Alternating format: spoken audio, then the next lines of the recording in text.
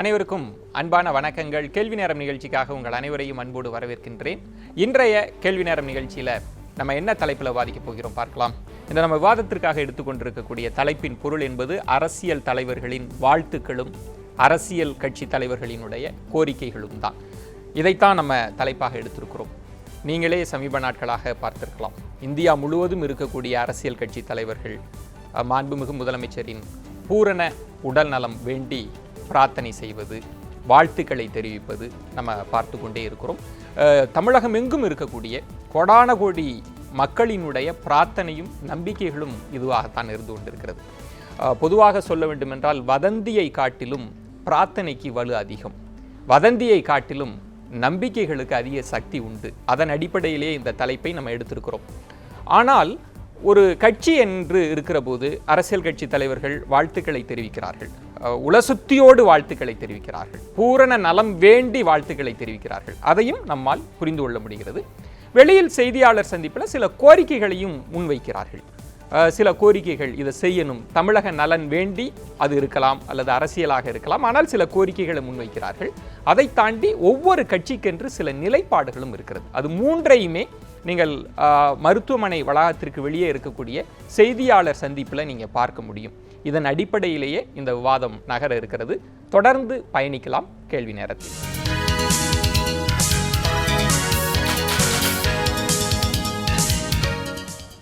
மீண்டும் உங்களை வரவேற்கிறேன். அரசியல் கட்சி தலைவர்களினுடைய வாழ்த்துக்கள், கோரிக்கைகள், கொடானகுடி மக்களினுடைய பிரார்த்தனைகள், இதையெல்லாம் அடிப்படையாக வைத்து தான் இந்த தலைப்பையை நம்ம எடுத்திருக்கிறோம். நான் கருத்துரையாளர்களை உங்களுக்கு அறிமுகம் செய்து விடுகிறேன். அனைத்திந்திய அண்ணா திராவிட முன்னேற்ற கழகத்திலிருந்து திரு சமரசம் அவர்கள் வணக்கம்.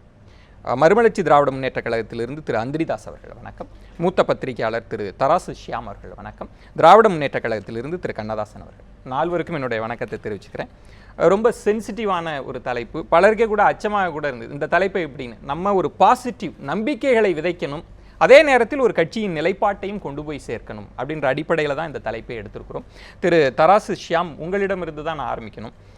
பார்க்கணும், ராகுல் காந்தியாக இருக்கலாம், வெங்கையா நாயுடுவாக இருக்கலாம், திரு ஸ்டாலின் அவர்களாக இருக்கலாம், திரு வைகோ அவர்களாக இருக்கலாம், எல்லோருமே வெளியில் வருகிற போது அரசியல் மாச்சரியங்கள் எல்லாம் ஒரு புறம் இருந்தாலும் அந்த கண்களில் ஒரு நம்பிக்கை தெரிகிறது.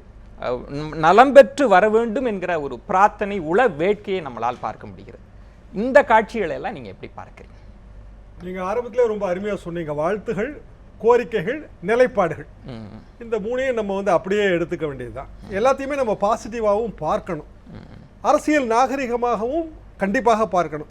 திரு ஸ்டாலின் அவர்கள் போய் பார்த்ததாக இருந்தாலும் சரி, அல்லது இன்று வெங்கையா நாயுடு அவர்கள் பார்த்ததாக இருந்தாலும் சரி, பொன் ராதாகிருஷ்ணன் அவர்கள் பார்த்தது, வைகோ அவர்கள் பார்த்தது, எத்தனையோ திருமாவளவன், இப்படி நாம் வரிசையாக சொல்லிக்கொள்ளே போகலாம்.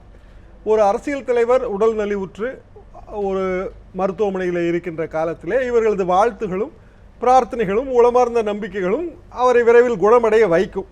அதில் எந்த சந்தேகமும் இல்லை. தமிழகத்திலே இப்படிப்பட்ட ஒரு அரசியல் நாகரிகம் நிலவித்தான் வருகிறது.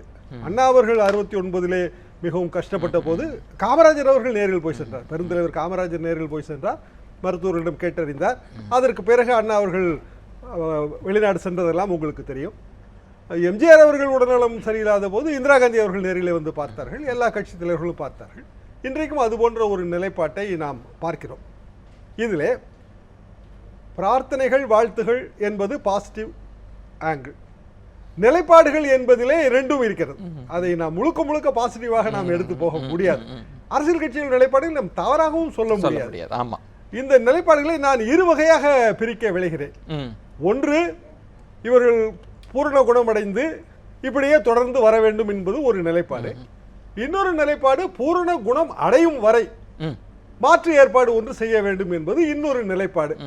சொல்ல போனால் அவர்களது வேலை பழுவை குறைத்தால் இன்னும் மேலும் அவர்கள் நலம் பெறலாம் என்கின்ற ஒரு வாழ்த்து கூட அதில் இருக்கலாம். ஒரு உடல் நலம் இல்லாமல் நீங்களும் போகலாம், நானும் போகலாம். அதற்கு பிறகு ஒரு போதிய ஓய்வு தேவை என்கின்ற போது நமது வேலை பழுவை குறைக்க வேண்டும். ஆனால் திரு தராசிஷாம், அரசியலை பொறுத்த வரைக்கும் ஓய்வு என்பதையோ போதிய ஓய்வு என்பதை நீங்கள் கரிசனமாக சொன்னாலும் கூட அரசியல்ல அதற்கு வேறொரு பார்வை கொடுக்கப்படுவதை நம்ம தொடர்ந்து பார்த்துட்டு வருகிறோம். அது உளப்பூர்வமாக ஏற்றுக்கொள்ளப்படுவதில்லை என்றதையும் நம்ம பார்க்கிறோம். அது ஒரு நுண் அரசியல், நாம் அதை நாகரிகமாக சொல்கிறோம். ஆனால் இந்த ஒரு மாற்று ஏற்பாடு என்பது அரசியலமைப்பு சட்டத்திலே அதற்கான ஒரு வழி இல்லை. முதலமைச்சர் அல்லது பிரதம அமைச்சர் இப்படித்தான் இருக்கிறதே தவிர துணையாக ஒருவர் அப்படியெல்லாம் எதுவும் கிடையாது. சரி. வேண்டுமானால் முதலமைச்சர்களின் பொறுப்புகளை குறைக்கலாம், Right, பொறுப்புகளை வேறு மாற்றி கொடுக்கலாம். அண்ணா அவர்கள் வெளிநாடு போகும்போது முதல்வராகத்தான் போனார், முதல்வராகத்தான் வந்தார். எம்ஜிஆர் அவர்கள் போகும்போது ஆர்எம்பி அவர்கள் அவர் முதல்வராக போவார், முதல்வராக திரும்புவார் என்று சொல்லித்தான் அவர்கள் வாக்கையை கேட்டார்கள். அப்படித்தான் இன்றைக்கு ஒரு நிலைமை இருக்கின்றது. எது எப்படி இருந்தாலும் முதல்வர் பூரண குணமடையும் என்கின்ற நம் எல்லோரின் வாழ்த்துக்களும் வாழ்த்துக்கள், நம்பிக்கைகள். ஏன்னா அந்த முதல் சுற்றிலேயே நான் அப்படிதான் அந்த விவாதத்தை நகர்த்தணும்னு நினைக்கிறேன். திரு அந்திரிதாஸ் அவர்கள்ட்ட திரு வைகோ அவர்கள் சென்று பார்த்தது, செய்தியாளர்களை பார்த்தபோது எங்களுடைய முதலமைச்சர், நம்முடைய முதலமைச்சர் என்கிற சொற்பிரயோகங்கள் எல்லாம் நம்ம பார்க்க முடிந்தது. நான் வைகோவினுடைய வாழ்த்துக்களை எப்படி பார்க்கிறேன்னா, ஒரு சில மாதங்களுக்கு முன்பு ஒரு அதிமுகவினுடைய பி அணி அப்படின்ற குற்றச்சாட்டுக்கள் எல்லாம் ஒரு பக்கம் இருந்தாலும் கூட அந்த வாழ்த்துக்களை தெரிவிப்பதில் அவர் எந்த தயக்கமும் காட்டல. அவருக்கே உரித்தான உணர்ச்சிகரமான பாங்கோடு தான் வெளிப்படுத்தினார்.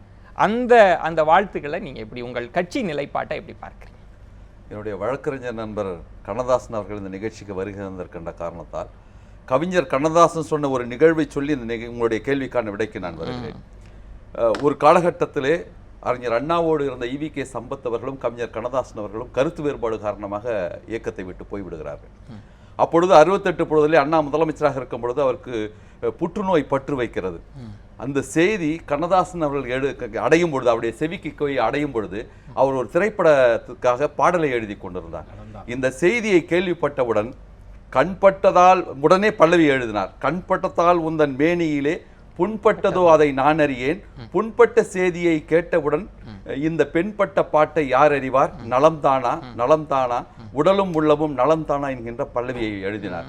இந்த பாடல் வரிகளை கேட்டுத்தான் அன்றைக்கு காட்சி அமைப்பே நடந்தது. தில்லானாமாவில் அப்படி ஒரு காட்சி அமைப்பே கிடையாது. இந்த பாட்டை பாட பிறகு சிவாஜியுடைய கைகளிலே கத்தி அறைந்தது போலவும் கட்டி கொண்டு நாதஸ்வரம் வாசிக்கும் பொழுது அதற்கு ஏற்றார் போல் பத்மினி அவர்கள் நடனம் ஆடுவதைப் போல நலம்தானா நலம்தானா என்கின்ற பாடலே பிறந்தது. காட்சி அமைப்பே அப்படித்தான் உருவானது. ஆக அந்த அடிப்படையிலே கட்சி மாற்றங்களுக்கு அப்பால் முதல்வர் சுகவீனம் அடைந்து விட்டார் என்கின்ற செய்தியை கேள்விப்பட்டவுடன் அறிக்கை கொடுத்த அத்தனை தலைவர்களுக்கும், நேரடியாக வந்த அத்தனை தலைவர்களுக்கும் மறுமலர்ச்சி திமுகவின் சார்பில் நானும் வாழ்த்துக்களை தெரிவிக்க கடமைப்பட்டிருக்கிறேன். அறிஞர் அண்ணா அவர்கள் சொன்ன நயத்தகு அரசியல் நாகரிகம் என்பது இதுதான். இந்த அடிப்படையிலே தான் பார்க்க வேண்டும். நான் கேள்விப்பட்டிருக்கிறேன், கன்னிமரா லைப்ரரியில் இருக்கின்ற அத்தனை புத்தகங்களையும் அண்ணா அவர்கள் படித்து விட்டார்கள் என்று பல சொல்ல நான் கேள்விப்பட்டிருக்கிறேன். ஆனால் ஆயிரக்கணக்கான புத்தகங்களை படித்த அறிஞர் அண்ணா அவர்கள் கடைசியாக படித்த புத்தகம் புற்றுநோயை எப்படி வருகிறது, ஏன் வருகிறது என்கின்ற புத்தகத்தை தான் கடைசியாக படித்தார். அந்த வகையிலே தான் இந்த நிகழ்ச்சியை நான் பார்க்க வேண்டும். நீங்கள் சொன்னீர்கள் கொள்கை என்பது வேறு, ஒருவர் சுகவீனப்பட்டு விட்டார் என்று சொல்வது நம்பிக்கை தருகின்ற வார்த்தைகள் நமக்கு நிச்சயமாக வேண்டும், அது யாராக இருந்தாலும். அறிஞர் அண்ணா அவர்கள் கூட இதே காலகட்டத்திலே அப்படித்தான் 68 பொழுதுகளிலே செப்டம்பர் மாதத்திலே 10ஆம் தேதி அன்றைக்கு இருந்த அமெரிக்காவுடைய டாக்டர் மில்லர் அவர்களுடைய ஆலோசனை பேரில் தான் அமெரிக்காவில் இருக்கின்ற ஒரு மருத்துவம் மெமோரியல் என்கின்ற மருத்துவமனையில் போய் சேர்ந்தார். கிட்டத்தட்ட அக்டோபர் மாதம் முழுவதும் இருந்தார், செப்டம்பர் மாதம் முழுவதும் இருந்தார், நவம்பரிலே தான் இங்கே வந்தார். அப்பொழுது கூட இந்த நிகழ்ச்சி நடைபெறவில்லை. ஆகவே சென்ற தேர்தலில் நடந்த நடைமுறையை பற்றி சில பேர் பேசுகிறார்கள் என்று சொன்னால் அதை பற்றி நாங்கள் கவலைப்படவில்லை. எங்களை பொறுத்தவரை நாகரிகமான அரசியலை நகர்த்தி போக வேண்டும் என்கின்ற அந்த அடிப்படையிலே ஒரு கட்சியினுடைய நிர்வாகிகள் சொல்வதை விட ஒரு வேறு கட்சியினுடைய தலைவர் அவர்கள் ஒரு நம்பிக்கை வார்த்தைகளை சொல்லும் பொழுது அங்கே இருக்கின்ற லட்சக்கணக்கான அந்த தோழர்களுக்கு ஒரு ஆறுதல் வார்த்தை தான். அந்த ஆறுதல் மொழிகளையும் நம்பிக்கை மொழிகள் தான் நான் பேசினோமே தவிர இதுல எந்த அரசியலும் கிடையாது. நான் அப்படி பார்க்கல. அதை தாண்டி தான் உங்க வாழ்த்துக்கள் இருந்ததுன்றதை தான் நான் பதிவு செய்ய விரும்பினேன். திரு கண்ணதாசன் அவர்களிடம் ஏதோ இன்றைக்கு ஊடகத்தில் ஏதோ ஒரு நல்ல அரசியல், ஒரு அரசியல் பண்பாடு அப்படிலாம் நான் புரிந்து கொள்ளல. இது காலமாக தமிழகத்தில் இருக்கிறது. பல முன்னணி தலைவர்களை சந்தித்தது. ஏன் திரு சோ அவர்களை கூட கடுமையான விமர்சனம் வைத்த அடுத்த நிமிடமே திரு கருணாநிதி அவர்கள் மருத்துவமனையில் சந்தித்ததையெல்லாம் நம்ம பார்த்துட்டு தான் இருக்கிறோம். நான் அதை கடந்து, ஏன்னா திராவிட முன்னேற்ற கழகம் என்பது சட்டமன்றத்தில் ஒரு ஆக்கப்பூர்வமான எதிர்க்கட்சியாகவும் இருக்கிற பட்சத்தில் வாழ்த்துக்களை தாண்டி திமுகவினுடைய கோரிக்கைகள் என்ன? அதாவது மரியாதைக்குரிய முதலமைச்சர் ஜெயலலிதா அம்மையா அவர்களை கண்டவர் விண்டிலர் கண்டிலை என்று சொல்லக்கூடிய அளவிற்கு யாரும் அவரை நேரடியாக பார்த்து சொன்னதாக எந்த தகவலும் இல்லை.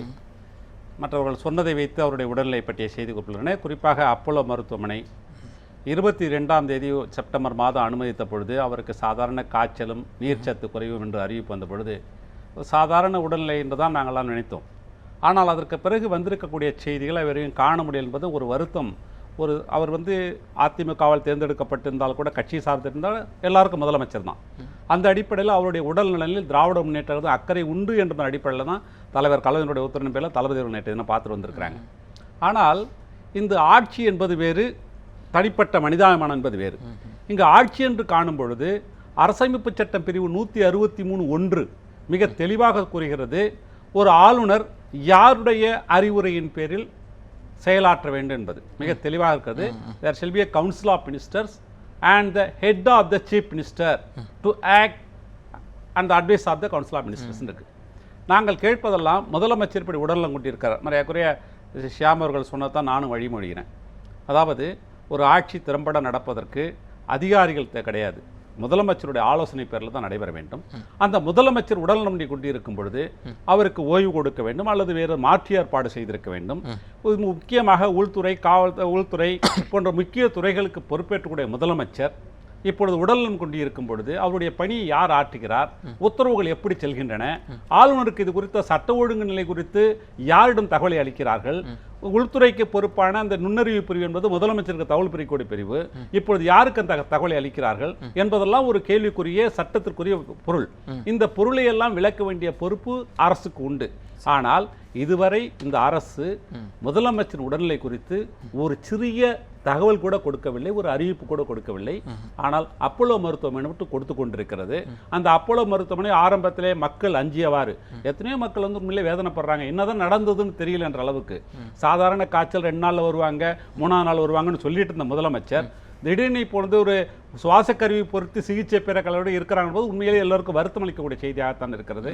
அவர் மீண்டும் உடல்நலம் பெற்று வர வேண்டும் என்பதில் ஆளுங்கட்சியினோட நாங்கள் ரொம்ப ஆர்வமாக இருக்கிறோன்றதை நாங்கள் பதிவு செய்து ஆளுங்கட்சியினரை விட என்பதை விட எல்லோருமே ஆர்வமாக இருக்கிறோன்றது தான் உண்மை. திரு சமரசம் அவர்களிடம், நீங்கள் ஒரு மூத்த அரசியல்வாதி, ஏன்னா நீங்கள் உங்களுடைய கட்சி, உங்கள் கட்சியின் தலைமை நோய்வாய்ப்பட்டிருக்கிற போது இருக்கக்கூடிய மன கிளேசத்தை எல்லாம் நம்மளால் உணர முடியும். தமிழக மக்களுக்கே அந்த எண்ணம் இருக்கிறப்போ ஒரு சுப்பிரமணிய சாமி அவர்கள் நேற்றே அந்த விவாதத்தை நாங்கள் எடுத்தோம்.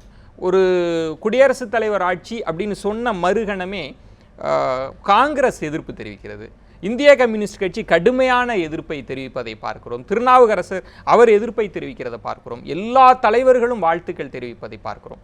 இதை நீங்கள் திரு சமரசம் எப்படி பார்க்க? மருத்துவர்களின் அதிநவீன சிகிச்சை முறையும் தொண்டர்களின் தவமும் வேண்டுதலும் மக்களின் உணர்வும் உள்ளமும் சர்வமத பிரார்த்தனைகளும் அம்மாவின் போர்க்குணமும் துணிவும் அவர்கள் நோயிலிருந்து விடுபட்டு கொண்டு வருகிறார்கள் என்பதை தெளிவுபடுத்துகிறது.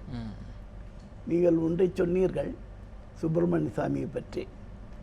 அவர் ஒரு விதண்டாவாதி.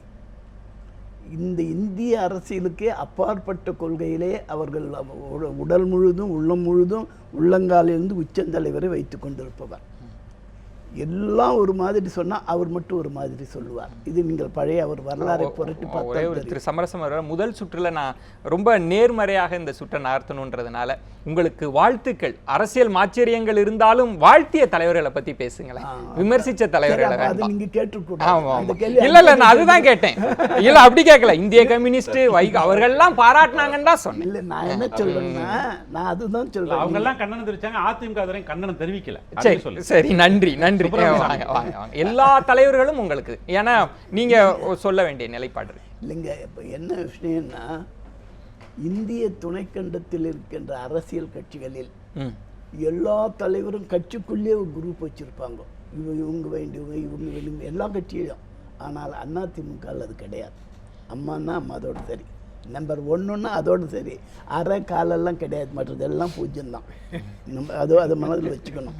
வேறு யாரும் எந்த குரூப்பும் கூட போய் அவங்களுக்கு இவங்களை தவறு குற்றம் என்று வந்தால் அது தனக்கு தெரிய வந்தால் அது அப்போவே அதுக்கு பதிலடி கொடுப்பாங்க. அப்படிப்பட்ட வீரம் விவேகம் உள்ளவர் இதுவரையிலும் யாரும் நினச்சி பார்க்க. இப்போ பெண்களுக்கு 50% தேர்தலில் எலெக்ஷன் நிற்கிறதுக்கு இடம் கொடுக்கறது யாரும் செய்யாது. பெரியார் இந்த கட்சிக்கு நாம் பேசிக்குன்னு சொல்கிறோம். அவருடைய இதுவே பிற்பட்டோருக்கு, கீழே இருக்கிறவங்களுக்கு சதவிகிதம். அவர் வந்தது காஞ்சிபுரத்து வெளியே எதுக்கு வந்தார்? பிற்பட்டோர் பாதிக்கப்பட்டவங்க வந்தார். அவர்களுக்கு 69% இடஒதுக்கீடை சொல்லி கொண்டு நிறைவேற்றி அதை யாரை வச்சு நிறைவேற்றின? இந்த அம்மா யார்? பெரியார் கூட இருந்தவங்களா? இங்கிருந்து போய் நரசிம்மராவுக்கு சொல்கிற அவர் யார்? பெரியார் கட்சியில் இருந்து வரா? அங்கிருந்து ஜனாதிபதி சங்கர் தயாள் சர்மா கையெழுத்து போடுற அவர் யார்? அவர் இந்த கொள்கையானவரா? இது நாட்டுக்கு தேவை, பெரியோர்களுக்கு தேவை, நம்முடைய கட்சி மூதாதையர் சொல்லியிருப்பது தேவை என்று அம்மா துணிந்து செய்து எடுத்து அதை போய் நிறைவேற்றியவர். இதெல்லாம் எல்லா கட்சிக்காரர்களுக்கும் தெரியும். அந்த அம்மா கஷ்டப்படும் போது எந்த மனமும் சும்மா இருக்காது. அது எந்த நிலையில் இருந்தாலும், எவ்வளவு வேறுபாடு இருந்தாலும், எவ்வளவு மாறுதல் இருந்தாலும், என்ன நிலையில் இருந்தாலும் இதை எல்லாம் எண்ணி பார்ப்பார்கள். அந்த அடிப்படையில் அனைவரும் அம்மா அவர்களுக்கு வாழ்த்து தெரிவித்திருக்கிறார்கள். அவர்கள் தங்களுடைய துயரத்தில் பங்கு, நாங்கள் அவங்களுடைய துயரம் இருந்தால் அதை நாங்கள் எப்படி பங்கீடு செய்து கொள்வது என்று சொல்லியிருக்கிறார்கள். எல்லோரும் பாராட்டி இருக்கிறார்கள். அதை நாங்களும் ஏற்றுக்கொள்ளும், வரவேற்கிறோம். அவர்களுக்கு என்ன நிலையில் நாங்கள் இப்போ வைகோ எல்லாம் பார்த்தீங்கன்னா மிக அற்புதமாக பல விஷயங்களை சொல்லியிருக்கார். ஆகவே இத்தனைக்கும் இப்பொழுது அவர்கள் இவருடைய நிலையிலே இல்லை, அவர் வேற இதில் இருந்தவர் தெரியும் உங்களுக்கு சமீப காலத்தில். அந்த சூழ்நிலையில் இவை யாவும் அம்மா அவர்களுடைய மக்கள் சேவைக்கு கொடுத்த மரியாதைகள், அவ்வளவுதான். அந்த அடிப்படையில் வரவேற்கிறோம். நாங்களும் அவங்களோடு கலந்து கொள்கிறோம். அம்மா அவர்கள் நல்ல முறையிலே வெற்றி இது வெளியே வர, உடல் உபாதைகளிலிருந்து வெளியே வர. நன்றி நன்றி நன்றி. நம்ம அடுத்த சுற்றில் நான் மீண்டும் சொன்னது மாதிரி கட்சிகளினுடைய கோரிக்கைகள் என்னவாக இருக்கிறது அதை நம்ம பேசிதான் ஆகணும். நம்ம அதை கடந்து போகின்ற போது தான் பயணிக்க முடியும்.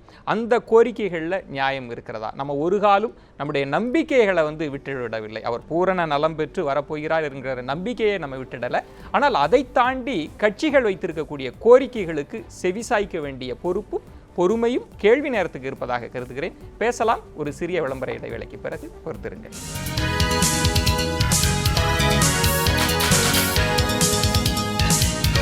கேள்வி நேரம் நிகழ்ச்சிக்கு உங்களை மீண்டும் வரவேற்கிறேன். அரசியல் கட்சி தலைவர்களினுடைய வாழ்த்துக்கள், கோரிக்கைகள், அரசியல் கட்சிகளின் நிலைப்பாடுகள், இந்த தளத்தில் தான் நம்ம பேசிகிட்டு இருக்கோம். நம்ம தொடர்ந்து வாதிக்கலாம். தராசு ஷியாம், உங்களிடம் இந்த கோரிக்கைகள் அப்படின்ற இடத்துல தான் கொஞ்சம் திரும்ப அது விவாதமாக மாறுது. திரு ஸ்டாலின் அவர்கள் ஒரு இடைக்காலத்தில் ஒரு ஏற்பாடு செய்யணும்ன்றாங்க. ஆனால் திருநாவுக்கரசர் காங்கிரஸ்லேருந்து அவங்க இல்லை, பொறுப்பு முதலமைச்சர் தேவையில்லைன்றாங்க. திரு வைகோ அவர்கள் இல்லை, வேண்டான்னு.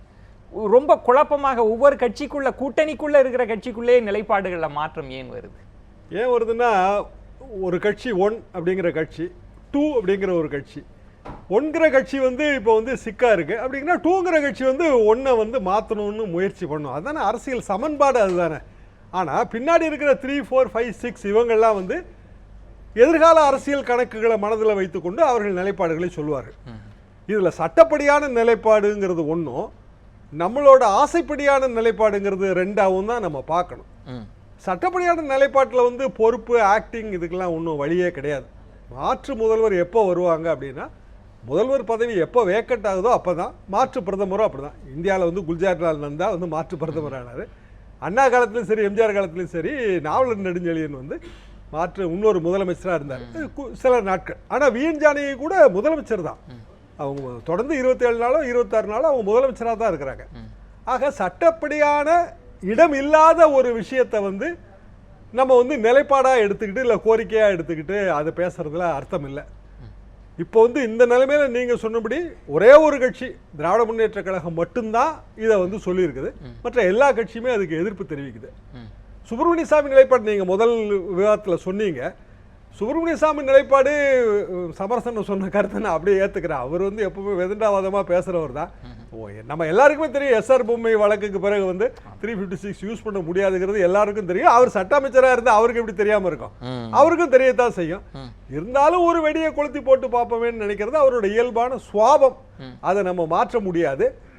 அரசியல் கட்சிகள், பெரிய அரசியல் கட்சிகள் சமரசன் சொன்ன மாதிரி ஒரு இன்னொரு நபரை தயாரா வச்சுக்கிட்டு ஒரு மாற்று கருத்தை விட்டுக்கிட்டே இருப்பாங்க. அதுவும் ஆனால் நீங்க ஒரு மூத்த பத்திரிகையாளராக இருந்தபோது நான் உங்களிடம், ஏன்னா நம்ம திரு EVKS இளங்கோவன் அவர்கள் தலைமை பொறுப்பு, அது தொடர்பான ஒரு விவாதத்திலே சொன்னீங்க, காங்கிரஸ் அடுத்த தலைமை என்பது திமுகவுக்கும் அதிமுகவுக்கும் இடையில் இருக்கக்கூடிய ஒரு தலைவரை தான் அவங்க இனி சூஸ் பண்ண போறாங்க. ஒரு பக்க சாய்வோடு திமுகவுக்கெல்லாம் அவங்க செலக்ட் பண்ண மாட்டாங்கன்ற கருத்தை எப்பவுமே தேசிய கட்சிகள் மாநில அளவிலான ஒரு தலைவரை தேர்ந்தெடுக்கும் போது அவங்க இன்னொரு தரப்பையும் எப்பவுமே மனசுல வச்சிருப்பாங்க. அதுல இருந்தா என் கேள்வி, இந்த பொறுப்பு முதலமைச்சர் என்பதை ஒரு நிர்வாகவியல் ரீதியாக திமுக ஒரு கோரிக்கை எழுப்புகிற போது இப்போ வந்து பொறுப்பு முதலமைச்சர் வேணுமா வேண்டாமான்ற டிபேட் என்பது திமுக எதிர்ப்பு ஆதரவு அப்படின்ற அளவுல கட்சிகள் சிதற ஆரம்பிச்சிருச்சா? செய்தியாளர்கள் சந்திப்பில் அப்படி சிதறுண்டு போயிடுச்சா? உண்மைதான். திருப்பி என்ன வருதுன்னா அதிமுக ஆதரவு எதிர்ப்பு, திமுக ஆதரவு எதிர்ப்புங்கிற வகையில தான் அது பிரிவுபடுது. அதாவது 1, 2 அப்படிங்கிற அந்த பார்ட்டியோட ஒரு நிலைமை தான். ஆக மொத்தத்துல வந்து திருப்பியும் ஒரு அரசியல் அணி சேருது. இது ஒரு ஆரோக்கிய அரசியல், அதாவது ஆரோக்கியமான அரசியல். யாருக்கு ஆரோக்கியம்ன்றது ஒண்ணு இருக்கும், ஆரோக்கியத்தை பயன்படுத்துகிற ஒரு அரசியல். சரி, புரிஞ்சிருச்சு.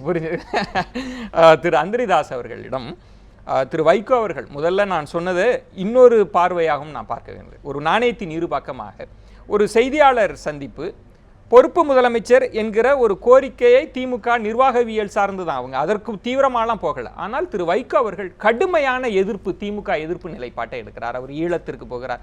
அதை வந்து செய்தியாளர் சந்திப்பிலையோ மருத்துவமனையில் இதையெல்லாம் பேசுவது என்பது, திமுக எதிர்ப்பு நிலைப்பாட்டை மதிமுக எடுத்தது என்பது, அதை நீங்கள் கொஞ்சம் அரசியலாக மாற்றிட்டீங்களோன்ற பார்வை இருக்கிறது. இல்லை, அரசியல் வந்து ஸ்டாட்டிக்காக எப்பவுமே இருந்தது கிடையாது. அது தட்பவெட்ப சூழ்நிலைக்கு ஏற்றார் போல் கூட்டணி நேரங்களிலே மாறதான் செய்யும். அதை வந்து பெருசாக எடுத்துக்கொண்டு நம்ம விவாதிக்க முடியாது. இடைவேளைக்கு முன்னாடி நண்பர் கண்ணதாசன் அவர்கள் வந்து அநேகமாக ஆர்டிகல் 167 பற்றி தான் சொன்னார். 163 விட்டுட்டு 167க்கு கொஞ்சம் வாங்க. சப்கிளாஸ் ஏல தெளிவாக என்ன சொல்லியிருக்காங்கன்னு சொன்னால், to communicate to the governor regarding all decisions of council of ministers related to administration என்று தான் சொல்லியிருக்கிறார்கள். அண்ணா அவர்கள் 80 நாட்களுக்கு மேலாக அமெரிக்காவில் இருந்தார்கள். அப்பொழுதும் நாவலர் தான் பொறுப்பென்று நியமிக்கவில்லை. நாவலர் தான் அந்த இடத்துல இருந்து வேலைகளை கவனித்து வந்தார். அதை போலவே மக்கள் தலைவர் எம்ஜிஆர் அவர்கள் 84 நவம்பர் 5ஆம் தேதி புரூக்ளினில் இருக்கின்ற அந்த டவுன் ஸ்டேட் ஹாஸ்பிட்டலுக்கு போறார். டிசம்பரில் தான் அவருக்கு அறுவை சிகிச்சை நடக்கிறது. பிப்ரவரியில தான் வந்து பிப்ரவரி 4ஆம் தேதி சென்னைக்கு வருகிறார், முதலமைச்சராக வருகிறார். அவர் வந்து அங்கே புரூக்ளினில் இருக்கும்பொழுது இங்கே தேர்தல் நடைபெற்று மீண்டும் முதல்வராக வருகிறார். 5ஆம் தேதி வருகிறார். 10ஆம் தேதி பிப்ரவரி 10ஆம் தேதி 1985 அவர் முதல்வராக பொறுப்பேற்கிறார். அந்த கிட்டத்தட்ட 3.5 மாதங்களாக நாவலர் அவர்கள் தான் அந்த ஆக்டிங் நியமிக்கப்படவில்லை என்று சொன்னால் அந்த நிலைமையில் இருக்கிறார். ஏன் மரியாதைக்குரிய கலைஞர் அவர்கள் கூட 2009 ஜனவரி மாதம் ஸ்பைனல் கார்டு ஆபரேஷனுக்காக ராமச்சந்திரா மருத்துவர்களை சேர்ந்து 45 நாட்கள் அந்த வைத்தியத்தில் இருந்தார். அப்பொழுது கூட யாரும் ஆக்டிங் சீஃப் மினிஸ்டர் இல்லை. மே மாதம் 2009 மே மாதத்திலே தான் மரியாதைக்குரிய ஸ்டாலின் அவர்கள் டெப்டி சீஃப் மினிஸ்டராக நியமிக்கப்பட்டார். ஆகவே அதற்குண்டான அவசியம் இல்லை. தேவைப்பட்டால் இப்ப என்ன விமர்சனமாக வருகிறது என்றால், நீங்க சொன்ன பக்குவத்தில் கூட திரு வைகோ அவர்கள் நேத்து ரியாக்ட் பண்ணல, இமீடியட்டா டிஎம்கேவை அட்டாக் பண்றார் அப்படின்ற ஒரு விமர்சனம் வந்தது. கருணாநிதி இருந்தாரா அப்படின்னு அதை திமுக எதிர்ப்பு அரசியலா மதிமுக மாத்திருச்சு. நான் வந்து மெதுவா சொன்னதை அவர் கொஞ்சம் ஸ்பீடா சொன்னார். இல்ல கலைஞர் அவர்கள் வந்து 45 நாள் இருந்தார்ன்றதை நான் மெதுவா சொன்னேன், அவர் கொஞ்சம் ஸ்பீடா சொன்னேன். அவருடைய இயல்பு தெரியும், அவருடைய ஸ்டைல் ஆஃப் ஆரேஷன் உங்களுக்கு எல்லாருக்கும் தெரியும். திரு கண்ணதாசன் அவர்களிடம் 2 கேள்வி. இங்க எல்லாருமே ஒரு பெரிதாக நம்பிட்டு இருக்கிறாங்க, விரைவில் வந்துருவாங்க அப்படின்னு. அது எத்தனை நாட்கள் தெரியுதோ இல்லை, விரைவில் வரப்போறாங்கன்ற ஒரு நம்பிக்கை இருக்கிறது, ஒரு பிரார்த்தனை இருக்கிறப்ப டூ ஏழியோ உங்களுடைய கோரிக்கை, பொறுப்பு முதலமைச்சர் என்பது ரொம்ப அவசரப்பட்டு திமுக அந்த கோரிக்கையை முன் வச்சிருச்சோம். இல்லை, அதாவது 22ஆம் தேதிக்கு அப்புறம் நாளைக்கு வருவாங்க, 2 நாளில் வருவாங்க, 5 நாளில் வருவாங்கன்னு சொல்லிட்டு இருந்தாங்க. கடைசியாக வெளியிடப்பட்ட அந்த புல்லட்டின் நீங்கள் பார்க்கணும். அதில் வந்து என்ன சொல்கிறான்னு கேட்டிங்கன்னா, இது மாதிரி அவர்களுக்கு வந்து வின்டர் ரிலேட்டடு ப்ராப்ளம் இருக்குது, அதே போல் வந்து இன்க்ளிமெண்டர் வெதர் அப்படின்றாங்க. இதெல்லாம் யாருக்கு வரும்? இன்க்ளிமெண்ட் வெதர், வின்டர் பிராங்கிட்டிஸ்லாம் பனிக்காலத்தில் அல்லது மோசமான கால சூழ்நிலைக்குள்ள தான் அது வரும். அதனால் அவங்களுடைய நுரையீரல் பாதிக்கப்பட்டிருக்கிறது. மிக நீண்ட காலம் அவர்கள் வந்து லாங்கர் பீரியட், நல்லா படித்து பாருங்கள், மிக நீண்ட காலம் மருத்துவமனையில் தங்கியிருக்க வேண்டிய சூழல் ஏற்படுதுன்னு சொன்ன பிறகு தான் திராவிட முன்னேற்ற கழகம் இந்த கருத்தை வெளியிடுது. அது கூட காரணம் என்னன்னு கேட்டிங்கன்னா, நண்பர் சொன்னார் 167 அவர் ஒரு பாதி மட்டும் படிச்சுட்டு சொல்கிறார். 167 மிக தெளிவாக இருக்கிறது, முதலமைச்சர் மட்டும்தான் ஆளுநருக்கு ஆலோசனை சொல்ல முடியும்னு இருக்குது, தகவல்கள் தெரிவிக்கணும்னு சொல்லியிருக்குது. இன்றைய தினம் நான் கேட்குறேன், அன்றைய தினம் ஆளுநரை தலைமைச் செயலாளர் போய் சந்தித்தார். ஆளுநரை தலைமைச் செயலாளர் அழைக்க முடியாது, நிச்சயமாக வேறு காரணங்களுக்கு அழைக்க முடியாது. தவிர அரசில் என்ன நடக்குதுன்னு கேட்கறதுக்கு முதலமைச்சர் தான் அவருக்கு சொல்லணும் என்ன நடக்குதுன்னு. ஆக தலைமைச் செயலாளருக்கும் அன்று சந்தித்த 2 அமைச்சர்களுக்கும் யார் உத்தரவு கொடுத்தார்கள்? யார் முதலமைச்சர் உத்தரவு கொடுத்தாரா? இந்த கேள்விக்கு அரசாங்கம் பதில் சொல்ல முடியுமா? அப்படி இருக்கிறதான் நாங்கள் கேட்குறோம். இங்கே அரசாங்கம் செவனே நடைபெற வேண்டும். முதலமைச்சர் வந்து நலம் பெற்று மீண்டும் வருவாரில் இவங்க சில விஷயங்கள் சொன்னாங்க. இந்த மாதிரி வந்து மாற்று முதலமைச்சர்னு ஒன்று, நான் மாற்று முதலமைச்சர்னு சொல்லலை. இப்போ உதாரணத்துக்கு கடந்த ஆட்சியில் வந்து செந்தூர் பாண்டியன் ஒரு அமைச்சர் இருந்தார், மருத்துவமனையில் அனுமதிக்கப்பட்டிருந்தார். அவருடைய துறை இன்னொருக்கு ஒதுக்கீடு செய்யப்பட்டது. அவர் அமைச்சராக இறந்து போனார், எல்லாருக்கும் நல்லா தெரியும். ஏன்னா அப்படி உடல்நிலை சரியில்லாத பொழுது அவரது துறை செயல்பட வேண்டும் என்பதற்காக மற்றவர்கள் ஒதுக்கப்படும் என்பது மரபும் சட்டமும் கூட. இல்ல அதை ரொம்ப நீங்க முன்னாடியே இல்ல எப்ப சொல்ல வரும்னு கேட்கிறோம் பாருங்க. மிக நீண்ட நாட்கள் முதலமைச்சர் மருத்துவமனையில் தங்கியிருக்க வேண்டும் என்று மருத்துவ ஆலோசனை வெளியிடப்பட்ட பிறகுதான் நாங்க எங்களுடைய நிலையை சொல்றோம். இல்ல அவர் மருத்துவமனையிலிருந்தே ஆலோசனைகளை வழங்க முடியாது. நிச்சயமாக அது முடியாத சூழ்நிலை தானே. நான் அதான் கேட்கிறேன், முதலமைச்சர் இந்த வார ஆலோசனை வழங்கினார், இன்னாரெல்லாம் உள்ள போய் பார்த்தாங்கன்னு இது வரைக்கும் ஒரு செய்தியாவது வந்திருக்கு அவங்களால சொல்ல முடியுமா? அப்படி இருக்கும்பொழுது மக்களுக்கு இடக்கூடிய சந்தேகங்கள் எங்களுக்கு இருக்குது. யாரும் போய் பார்த்தா ஆளுநரே பார்க்க முடியலன்ற பொழுது, ஆளுநரே பார்க்க முடியலன்ற பொழுது இது நடக்கும். மரியாதைக்குரிய வைகோ அவர்களை பொறுத்தவரை அவர் மைக்க பிடிச்சனா திமுக மட்டும்தான் வரும், அதை மட்டும்தான் அவர் பேசுவார். கட்டாயம் கொடுங்க அந்திரிதாஸ். நான் சமரசம் அவர்கள்ட்ட வந்துட்டு வந்துறேன். திரு சமரசம் அவர்கள்ட்ட இந்த இடத்துல நான் கேள்வியே இதுதான். நீங்க திராவிட முன்னேற்ற கழகம் என்பது ஒரு எதிர்க்கட்சியாக ஒரு கோரிக்கையை முன்வைக்கிறது. உங்களுக்கு ஆதரவான கட்சிகள் இருக்கலாம், எதிரான கட்சிகள் இருக்கலாம். இந்த கோரிக்கையை நீங்க எப்படி பார்க்கிறீங்க? தனக்கு ஒரு நீதி, மற்றவருக்கு ஒரு நீதி, இதுதான் கருணாநிதி. நீங்க ஒன்று எடுத்து பார்க்கணும், எந்த விஷயம் வரலாறு புரட்டுங்க. எம்ஜிஆர் வந்து தமிழகத்தின் முதலமைச்சர். அவர் புரூக்ளின் மருத்துவம் அமெரிக்காவில் இருக்கார். இங்கே எலெக்ஷன் நடக்குது. இவர் சொல்றார், இவர் ஒரு ஸ்டேட்மெண்ட், எம்ஜிஆர் செத்து விட்டார், அவர் ஐஸ் பெட்டியில் வச்சிருக்காங்க. அது வரும்போது அவர் பேசிட்டு இருக்காரு. நாவல்ல படிச்சதெல்லாம் சொல்லக்கூடாது. நீங்க எந்த இதுல வந்துச்சுன்னு சொல்லுங்க பாப்போம். தவறா பேசக்கூடாது, தவறா பேசக்கூடாது. எதுல வந்துச்சுன்னு சொல்லுங்க. இந்த மாதிரி தவறான கருத்தை பதிவு பண்ணக்கூடாது. நான் அப்பனா இதே முதலமைச்சர் ஜெயலலிதா அவர்கள் 2009 தலைவர் கலைஞர் மருத்துவமனையில் அனுமதிக்கப்பட்ட பொழுது என்ன வார்த்தை பேசினாங்க அது நல்லா இருக்கு. சொல்றேன் இல்லைங்க, நான் எதுக்கு சொல்றேன்னா தவறா வராத பேசக்கூடாதுல்ல. இல்லைங்க, இவரு நீங்க வந்து பழைய செய்தி கதையில சொல்றதெல்லாம் வந்து சொல்லக்கூடாது. உண்மையில எதுல வந்துச்சுன்னு சொல்லுங்க, யார் வேணாலும் சொல்ல சொல்லுங்க. இல்லன்னு நான் சொல்றேன். நான் சொல்றேன், நீங்க அதை மறுக்க முடியுமா? இதே ஜெயலலிதா தலைவர் கலைஞர் இருந்த பொழுது ஆம்புலன்ஸ்ல ஏற்றி மூட்டையா கட்டி கொண்டு விமானத்தில் இறக்குனாங்கன்னு பேசுறாங்க. நம்ம இல்ல நம்ம உடல்நிலை சார்ந்து பேச கொஞ்சம் நம்ம நிதானமாகவே பயணிக்கலாம். நம்ம வேண்டாம், நம்ம நிதானமாகவே பயணிக்கலாம். திரு சமரசம், அதிமுக சார்பாக உங்களுடைய பார்வை? நான் ஒண்ணு சொல்றேங்க, முதல்வர் உள்நாட்டிலேயே உள்ளூரிலேயே இருக்கிறார். ஒன்று அது உடல் நலம் கேட்டு ஆஸ்பத்திரிக்கு போய் மாதம் 15 இருக்கிறதுக்காக ஒரு ஆட்சியே மாற்றணும், ஒரு முதல்வரே மாற்றணுன்ட்டு எந்த இதில் சொல்லுது? எதுக்கு சொல்கிறாங்க இதுன்னு வருது?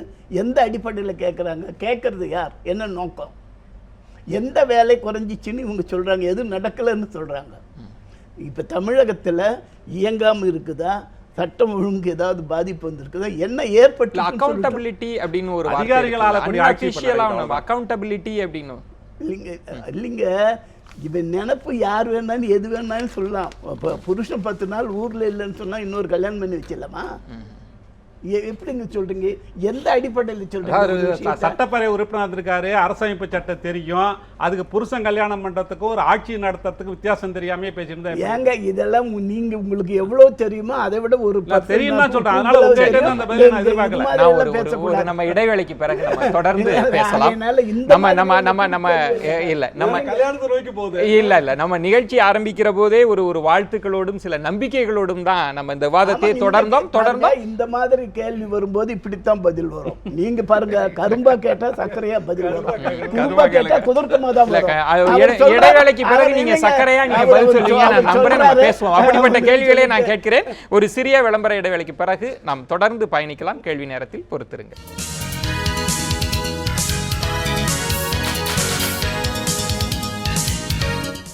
மீண்டும் கேள்வி நேரம் நிகழ்ச்சிக்காக உங்களை வரவேற்கிறேன். அரசியல் கட்சி தலைவர்களினுடைய வாழ்த்துக்கள், கோரிக்கைகள், கட்சிகளினுடைய நிலைப்பாடுகள் இந்த தளத்தில் தான் இன்னும் கூட சொல்லணும்னா ரொம்ப பக்குவமாகவே நம்ம பயணிச்சுட்டு இருக்கோம். ரொம்ப நிதானத்தோடு தான் பயணிக்க வேண்டியிருக்கிறது இந்த தலைப்பை பொறுத்த மட்டில். ஏன்னா இது நீண்டகால தமிழகத்தினுடைய நலன் சார்ந்தும் இருக்கிறது, கட்சிகளினுடைய அரசியல் நலன் பார்வை சார்ந்தும் இருக்கிறதுனால அந்த பயணத்தை மேற்கொள்ள வேண்டியிருக்கிறது. நம்ம தொடர்ந்து பேசலாம்.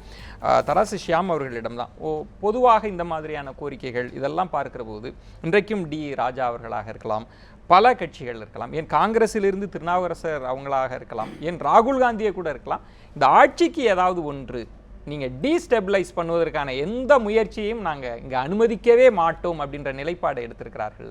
இந்த நிலைப்பாடை எது எடுக்க தூண்டியது, ஏன் எடுத்தார்கள்? முதலமைச்சர் அவர்கள் பூரண நலம் பெற்று வருகிறார். அதிலே நமக்கு எந்த விதமான சந்தேகமும் யாருக்கும் இருக்க வேண்டியதில்லை. பொறுப்பு முதல்வர் அல்லது இன்னொரு முதல்வர் இப்படி பேசும்போது சில பேருக்கு சில சந்தேகங்கள் ஏற்படுகின்றன. இதுதான் நாம் சரியாக கோடு போட்டால் இதுதான் உண்மையான ஒரு நிலை. இதிலே மாநில சுயாட்சி மத்தியிலே இருக்கின்றவர்கள் மாநிலத்துக்குள் புகுந்து விடக்கூடாது, இந்த 356 இதற்கெல்லாம் எதிர்ப்பான ஒரு மாநிலம் தமிழகம். வேறு யார் வந்தாலும் மக்களால் தேர்ந்தெடுக்கப்பட்ட அரசை யாருமே எந்த விதமான ரூபத்திலும் டீஸ்டெபிளைஸ் பண்ணக்கூடாது என்பதுதான் இதிலே நோக்கம். முதலமைச்சருக்கு ஒரு இக்கட்டான சூழல் இருக்கும்போது அதை பயன்படுத்திவிடக்கூடாது என்கின்ற ஒரு பயம் இருக்கிறது. ஆனால் திமுகவை பொறுத்த வரைக்கும் அவர்கள் நிலைப்பாடு என்னவென்றால், ஒரு அரசு எந்திரம் நடந்து கொண்டிருக்கும் போது முதலமைச்சரின் பொறுப்புகளிலே இருக்கின்றவர்கள், உதாரணமாக சட்டம் ஒழுங்கு, ஒரு பொது IAS IPS ஆஃபீஸர், பொது இது ரொம்ப சென்சிட்டிவான துறைகளாக இருக்கின்றனவே, இந்த துறைகளை யார் கவனிக்கிறார்கள் அல்லது இந்த துறைகளை கவனிக்கக்கூடிய அளவுக்கு மாற்றி கொடுக்கலாமே, இது ஒரு புரிந்து கொள்ளக்கூடிய நிலைப்பாடு தான். ஆனால் இதில் நடவடிக்கை எடுக்க வேண்டியது திமுக கிடையாது, அல்லது மதிமுகவும் கிடையாது. நடவடிக்கை எடுக்க வேண்டியது கவர்னர் அல்லது பிரதம மந்திரி அல்லது கான்ஸ்டிடியூஷனல் அத்தாரிட்டி, நீதிபதிகள், கோர்ட் நீதிபதிகள். இவர்களிடமெல்லாம் இந்த பிரச்சனை ஏற்கனவே சென்று விட்டு வந்துவிட்டது. இதே சென்னை உயர்நீதிமன்றத்தில் இதற்காக மனு போடப்பட்டது, அது தள்ளுபடி செய்யப்பட்டு விட்டது. கவர்னர் சென்று பார்த்து விட்டு வந்து விட்டார். பிரதமர் அவரது அலுவலகத்திலிருந்து மூத்த அமைச்சர்களை எல்லாம் அனுப்பிவிட்டார். ஆக இது இயல்பான போக்கிலே பயணித்துக் கொண்டிருக்கின்றது. நமது மாநிலத்தின் முந்தைய உதாரணங்களை பார்த்தாலும் எப்படி பொறுப்பு முதல்வர் போடுவதோ அல்லது பிரித்து கொடுப்பதோ எல்லாம் நமது நடைமுறையிலே இல்லை. என்னதான் அரசியல் சட்டம் 167 நாம் எண்களை சொன்னாலும் நமது எண்ணம் என்பது இதுதான். எண்ணம் என்பது யாரோ ஒரு தலைவரை நம்பி அவருக்கு பின்னால் போகின்ற ஒரு எலக்டரேட் தான் நாம். ஆக ஒரு ஹீரோ வர்ஷிப், நாம் ஒரு தலைவரை வழிபடுகிறோம், இது நமது மனப்பான்மை. அந்த தலைவருக்கு ஒன்றென்றால் துடித்து போகிறோம். கூட்டு பிரார்த்தனையிலே நமக்கு நம்பிக்கை இருக்கின்றது. அந்த நம்பிக்கை இருப்பதால் அவர் பூரண உடல் நலம் பெற வேண்டும் என்று விரும்புகின்றோம். உடல் நலம் பெற்றுக் கொண்டிருக்கும் போது இப்படியெல்லாம் சொன்னால் அவர் மனதிற்கு சங்கடம் ஏற்படுமோ என்று அஞ்சுகிறோம். மக்கள் பணிக்காகத்தான் மக்கள் நேசிக்கிறார்கள். நம்ம சமரசம் அவர்கள் அதை மிக அழகாக சொன்னார். எதற்காக இவ்வளவு வாழ்த்துகள் வருகின்றன? முதல்வராற்றிய மக்கள் பணிக்காக. ஆக முதல்வர் அவர்கள் பூரண உடல் நலம் பெற்று வரும்போது இது போன்ற கோரிக்கைகளுக்கு இடம் இல்லை.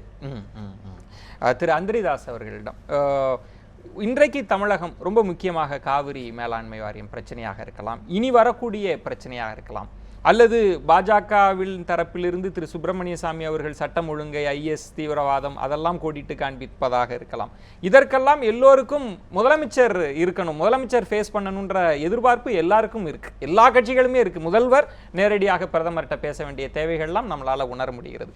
அதை தாண்டி இங்கு இந்த அசாதாரண ஒரு சூழல் நிலவுவதாக கருதுகிறீர்களா, அல்லது இதை இன்னொரு வாய்ப்பாக யாராவது பயன்படுத்திக் கொள்வதற்கான வாய்ப்பு இருப்பதாக கருதுகிறீங்களா, அல்லது மற்ற கட்சிகள் இதை அனுமதிக்கும்னு நினைக்கிறீங்க? எந்த கட்சியும் அனுமதிக்காது, அப்படிப்பட்ட வாய்ப்பு இருக்காது. கண்ணதாசன் போகிற போக்கில் சொன்னார், மைக்கு கிடைத்தால் திமுகவை பற்றி வைகோ பேசுவார்னு சொன்னார். அவருக்கே தெரியும், திமுகவில் இருக்கும்போது மைக்கு பிடித்து 2.5 மணி நேரம் எந்த குறிப்பும் இல்லாமல் எந்த காகிதம் இல்லாமல் பேசக்கூடிய ஆற்றலுக்கான பேச்சாளர் என்பது அவருக்கு தெரியும். அவ்வளவுதான், அதுக்கு மேல் நான் சொல்ல விரும்பவில்லை. அவர் சொன்னார் 167 ஒரு பகுதியை மறைச்சிட்டேன்னு சொன்னார். ஷார்ட்டாக சொன்னே தவிர நான் மறைக்கல. சீஃப் மினிஸ்டர் ஷெல் அப்படின்னு தான் இருக்குது. நான் என்ன சொல்றேன்னா, 25/1/2009 கலைஞர் அனுமதிக்கப்பட்டார், 45 நாட்கள் இருந்தாங்க. அது ஒரு நாளைக்கு முன்னாடி 24ஆம் தேதி மரியாதைக்குரிய மன்மோகன் சிங் இருதய ஆபரேஷனுக்காக அனுமதிக்கப்பட்டார். அவரும் 40 நாள் இருந்தார். யாரையும் அவங்க சுட்டி காட்டல. அவருடைய அலுவல்களை அவருடைய கோ மினிஸ்டர்ஸ் தான் பண்ணிட்டு இருந்தாங்க. ஆக அந்த அடிப்படையிலே தான் இந்த பிரச்சனையை அணுக வேண்டுமே தவிர, அண்ணாவினுடைய உடல்நிலை பற்றி மரியாதைக்குரிய டாக்டர் மில்லர் அவர்கள் சொன்னதை எப்படி நாம் நம்பினோமோ, அதை போலவே மக்கள் திலகம் எம்ஜிஆருடைய உடல்நிலையை பற்றி மரியாதைக்குரிய டாக்டர் கானூன் அவர்களும் ஸ்ரீபதி ராவ் இங்கே இருந்தவர் அவர் சொன்னதை எப்படி தமிழகம் நம்பியதோ அப்படிதான் ரிச்சர்ட் ஜான் அவர்கள் சொல்லியதும் நாம் நம்பித்தான் ஆக வேண்டும். ஆகவே இதிலே ஏன் பாரபட்ச அப்பொழுது எழாத கேள்வி, மன்மோகன் சிங் மருத்துவமனையிலே அனுமதிக்கப்பட்ட பொழுது, கலைஞர் அனுமதிக்கப்பட்ட எழாத கேள்வி இப்பொழுது ஏன் எழுகிறது என்பதுதான். ஆக அந்த அடிப்படையிலே தான் பார்க்க வேண்டுமே தவிர, இதை அரசியல் ரீதியாக இதை பார்ப்பதே தவறு என்று நினைக்கிறேன். அதனால அரசியல்னு சொன்னா விமர்சனம் இல்லாமல் இருக்க முடியாது. யாரையோ ஒருத்தர் விமர்சனம் பண்ணி தான் ஆகணும். நாங்க திமுக விமர்சனம் பண்றோம்னா அதை அவங்க எதிர்கொள்ள வேண்டும், அவ்வளவுதானே தவிர இதுல விமர்சனமே செய்யக்கூடாது, எதை பற்றியுமே பேசக்கூடாது சொன்னா யாருமே மைக்கப்படுத்த முடியாது. இல்ல இதுல தான் இந்த இப்போ முதலமைச்சரினுடைய ஸ்டைல் ஆஃப் ஃபங்க்ஷனிங் வந்து நம்ம பார்த்தது தான், எப்படி இந்த அரசாங்கம் இந்த அரசு எப்படி நடந்து வந்து கொண்டு இருக்கிறது. இப்போ அவர் சொன்னீங்க காவிரி பிரச்சனையை சொன்னீங்க, அதை சொல்லி முடிச்சிடுறேன். அதாவது 356 அண்ணன் சொன்ன மாதிரி பொம்மை வழக்குக்கு பிறகு அதை பயன்படுத்த முடியாது என்கின்ற சூழ்நிலை இருந்தாங்க. 356 எதுக்கு சொல்லியிருக்கணும்னா ஒரு உச்சநீதிமன்றத்தினுடைய தீர்ப்பை அவமதிக்கின்ற கர்நாடக அரசுக்கு தான் அவர் பயன்படுத்தியிருக்க வேண்டும். ஆனால் அதை மாற்றி இப்பொழுது சொல்கிறார். சுதர்சன நாச்சியப்பன் அவர்கள் சொன்னதற்கும் இன்றைக்கு சுப்பிரமணிய சாமி அவர்கள் சொன்னது, அவரை பற்றி சொன்னாங்க. கவிஞர் குடியரசு ஒற்றை வரி கவிதை எழுதினார் நம்முடைய சுப்பிரமணிய சாமி பற்றி, தேசிய திருவோடு அது சர்வகட்சி சாப்பாடுன்னு. ஆக அந்த அடிப்படையிலே அவர் எதை சொன்னாலும் அவர்களே டிசோன் பண்றாங்க. அதனால அதை பெரிதாக எடுத்துக்கொள்ள வேண்டிய அவசியம் இல்லை. அது எந்த கட்சிகளும் தமிழ்நாட்டிலே அனுமதிக்காது. நான் சொல்றது திமுக கூட இப்படி சொல்றதுன்னா அதை நான் காழ்ப்புணர்ச்சியில சொல்லல. அவங்க இந்த ஸ்ட்ரெஸ் கூட முதலமைச்சருக்கு, மாண்புமிகு முதலமைச்சருக்கு இருக்கக்கூடாது என்கின்ற அக்கறையோடு தான் அதை அப்படி சொல்வதாக நான் எடுத்துக்கொள்கிறேன். திராவிட முன்னேற்ற கழகத்திற்கு 356 தந்த வலியும் தெரியும், 356 சுவடையும் திராவிட முன்னேற்ற கழகம் தன் தோள்களில் சுமந்து கொண்டிருக்கிறது. அப்படிப்பட்ட ஒரு பேச்சையே எப்படி திராவிட முன்னேற்ற கழகம் அந்த 356 குடியரசுத் தலைவர் ஆட்சின்ற அந்த பேச்சையே திமுக எப்படி பார்க்கிறது? நிச்சயமாக கடுமையாக நாங்கள் எதிர்க்கிறோம். சுப்பிரமணிய சாமி பேச்சுக்கள்லாம் ஒரு பெரிய பொருட்டாக கருதக்கூடாதுன்னு தான் நானும் நினைக்கிறேன். ஏன்னு கேட்டால் திராவிட முன்னேற்ற கழக ஆட்சியை போல 356 கொடூரமாக சந்தித்த எந்த ஒரு கட்சி இருந்திருக்காது. அந்த அளவிற்கு மிசா காலத்தில் 25/6/1975 என்றைக்கு மிசா பிறப்பிக்கப்பட்டதோ அதற்கு பிறகு திராவிட முன்னேற்ற ஆட்சி கலைக்கப்பட்டு மிக மோசமான விளைவை சந்தித்த திராவிட முன்னேற்ற கழகம் தான். அந்த 356 மீண்டும் 1991 பிறப்பிக்கப்பட்ட பொழுதும் பாதிக்கப்பட்ட திராவிட முன்னேற்ற கழகம் தான். ஆக இப்படிப்பட்ட வழியில் இருந்து கூட நாங்கள் யாராக இருந்தாலும் 356வது பிரிவை தவறாக பயன்படுத்தக்கூடாது அப்படின்னு சொல்கிறோம். அதே மாதிரி அதுக்கு சட்ட பாதுகாப்பும் இப்போ இருக்குது. நினச்ச மாதிரிலாம் கலைச்சிட முடியாது, அது வேறு. ஆனால் எங்களுடைய கோரிக்கையெல்லாம் இப்போ நண்பர் அதிரிதாஸ் அவர்கள் சொன்னது போல தமிழகத்தின் மீது ஒரு ஆட்சி இயந்திரம், ஒரு ஆட்சி சக்கரம் சுழல வேண்டும், அதிகாரிகள் ஆட்சி செய்யக்கூடாது அப்படின்னு தான் எங்களுடையது. சீஃப் செக்ரட்டரி அவர் தன்னிச்சையாக ஆட்சி செய்ய முடியுமா? சட்டம் ஒழுங்கு சரியாக நாங்கள் சட்டம் ஒழுங்கு கெட்டு போச்சுனோ மோசம் நாங்கள் சொல்லலை. இன்னும் செம்மையாக அக்கௌண்டபிலிட்டி யார் பதில் சொல்லக்கூடியது? முதலமைச்சர் தான் பதில் சொல்லணும். முதலமைச்சர் அவங்க ஏன் இப்போ பதில் சொன்னாங்க கேட்கல. அந்த துறைகள் இன்னாருக்கு ஒதுக்கப்பட்டிருக்கிறது, இன்னார் அதை கவனிப்பாங்க, அவர்கள்லாம் கூடி முடிவெடுப்பாங்க என்பது ஒரு வெளிப்படையாக மக்களுக்கு வருமானம் சரியாக இருக்கும். தலைவர் கலைஞர் மன்மோகன் சிங்கை பற்றி நம்ம அந்திரிதா சொன்னார். அப்பொழுதெல்லாம் மருத்துவ குறிப்புகள் மட்டுமல்ல புகைப்படங்கள் வந்து கொண்டிருந்தது. எல்லாருக்கும் தெரியும் யார் யார் சந்தித்த புகைப்படங்கள்லாம் வந்தது. அதனால் மக்களுக்கு பெரிய சந்தேகம் எழலை. இரண்டாவதாக அந்த துறைகள் இவருக்கு ஒதுக்கப்பட்ட அந்த துறைகள் மேற்கொள்ளப்பட்டன. இது வரலாறு சட்டத்தில் இடம்பெற்றிருக்கிறது. ஆனால் இப்பொழுது அந்த நிலைமை இல்லை என்பதால் தான் மக்களுக்கு எழுந்திருக்கக்கூடிய அந்த அச்சத்தை, அந்த சந்தேகத்தை தீர்க்க வேண்டியது அரசனுடைய கடமை. ஏன்னா ஒரு முதல்வருக்கு இவ்வளவு ஒரு பெரிய பிரச்சனை வந்திருக்கிறது, உடல்நிலை சரியில்லை என்று சொல்லுகின்ற பொழுது அதை தெளிவாக்க வேண்டியது அரசனுடைய கடமை. ஆனால் அரசு அதில் வாளாவிருக்கிறது. அரசு அதை பற்றி எந்த ஒரு சொல்லையும் சொல்லுங்க. நண்பர் சொல்லும்போது சொன்னாங்க, இந்த மாதிரி மருத்துவர்கள்லாம் சொன்னாங்க, அதை நம்பலையா, அதெல்லாம் எப்படி நம்பினீங்கன்னு. நம்புகிறோம், இந்த மருத்துவமனை சொல்கிறதையும் நம்புகிறோம். ஆனால் அதில் வெளிப்படைத்தன்மை இல்லை என்பதை நாங்கள் சுட்டி காட்டுறோம். ஏன்னு கேட்டிங்கன்னா ஏற்கனவே நான் சொன்னது போல முன்னாள் தலைவர் கலைஞர் ஆகட்டும், மன்மோகன் சிங் ஆகட்டும், இவர்களெல்லாம் இருந்த பொழுது அதை குறித்து நான் ஒரே ஒரு கேள்வி கேட்குறேன். ஏஎம்எஸ் மருத்துவர்கள், மத்திய அரசினுடைய கட்டுப்பாட்டில் மருத்துவர்கள் யாருடைய அழைப்பின் பேரில் இங்கு வந்தார்கள்? மரியாதைக்குரிய லண்டனில் இருந்த மருத்துவர் என்ன சொன்னார்? மிக சிறப்பாக மருத்துவ கொடுக்குறாங்க எல்லாம் சொன்னார். நான் கேட்குற கேள்வி, இந்த மத்திய அரசுடைய கட்டுப்பாடு மருத்துவர்கள் யாருடைய அழைப்பு பேர் இங்கிருந்த மருத்துவர் அழைத்தார்களா? அப்படி வெளிப்படையான தன்மை இல்லையே. இதெல்லாம் மருத்துவமனையில் இருக்கின்ற அரவிந்த் ஜெய்ஸ்வால் என்கின்ற அந்த மருத்துவருடைய தலைமை 14 பேர் கொண்ட மருத்துவர் கூட தான் அழைச்சோம். நாங்கள் அழைச்சோம். அப்ப நான் சொல்ல முடியும், அப்போ அழைச்சாங்க. ஆனால் இப்பொழுது இதை பற்றி ஒரு வெளிப்படையான தன்மை இல்லை என்று நாங்கள் சொல்றோம். திரு சமரசம் அவர்கள்ட்ட தமிழக மக்கள் 2 கவலைகள் இருக்குது. முதல்வரின் உடல்நலம் குறித்த கவலையும் இருக்கிறது, கட்சியினருக்கும் இருக்கிறது. ஆனால் இந்த அரசு நடக்கக்கூடிய விதத்தில் சில கேள்விகளை எல்லாம் எழுப்புகின்ற போது நான் நம்பிக்கை தரக்கூடிய வார்த்தைகளை தான் உங்களிடம் எதிர்பார்க்கிறேன். எல்லா சந்தேகங்களையும் நீங்க தான் போக்கணும். இப்போ என்ன பிரச்சனைனா, தமிழகத்தினுடைய முதலமைச்சர் உடல் நோய் பாதிக்கப்பட்டு மருத்துவமனையில் இருக்கிறார். அமைச்சர்கள் குழு இருக்கிறது. ஆட்சி முதல்வர் தான் இப்போ ஒவ்வொருக்கும் கட்டளையிட்டு கொண்டு இருக்க வேண்டும் என்று சட்டம் இல்லை. அமைச்சரவை இருக்கிறது, எல்லோரும் அவரவர்கள் பணியை செய்கிறார்கள். ஒரு அடுத்த நிலையில் இருக்கக்கூடிய நிதி அமைச்சர் மேக்சிமம் எல்லாத்திலையும் ஈடுபடக்கூடிய அளவுக்கு இருக்குது. சிலதெல்லாம் சொல்லி செய்யணும், சிலதெல்லாம் நான் படுத்த உடனே இந்த பொட்டி சாவின்னு எந்த வாங்கிட்டு கொடுத்துட முடியாது. அப்படி ஒரு குழு இருக்கிறதா தெரியல எங்கேயும். இதெல்லாம் இவங்க எதிர்பார்க்கறது. படுத்துட்டாரு, அவர் போற வேலைக்குள்ள எப்படி தூக்கிடலாம், அந்த சாவியை எப்படி அடிச்சிடலாம் அப்படின்னு நினைப்பு. 110 விதி கூட அவங்களே அறிவிப்பாங்க. அவங்கள போய் சொல்றீங்களா நீங்க? 110 விதி கூட சட்டசபையில யாரையும் பேச விடாம சொல்லுவாங்க. ஆளுநர் பார்த்திருக்கிறார், அம்மா அவர்கள் முதல்வரை போய், பல்வேறு அமைச்சர்கள் போய் பார்த்திருக்கிறார்கள், மத்திய அமைச்சர்கள் பார்த்திருக்கிறார்கள், எல்லா கட்சி தலைவரும் பார்த்துவிட்டு வந்திருக்கிறார், அறிவு வந்திருக்கிறது. எய்ம்ஸ் டாக்டர்களை பற்றி சொன்னார், அது பிரதம மந்திரி அனுப்பிச்சு வச்சது, அவருக்கு தெரியல.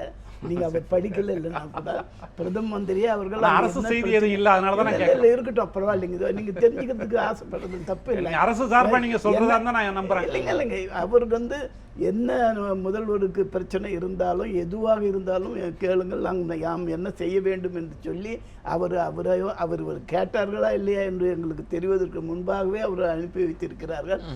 எங்கிருந்து என்ன வேண்டுமான, இப்போ நீங்கள் ஒரு அப்போலோ மருத்துவமனை உலக அளவிலே இருக்கக்கூடியது, தமிழ்நாட்டில் மட்டும் இருக்கிறதல்ல, அவங்களுக்கு தொடர்பு உலக அளவில் உண்டு.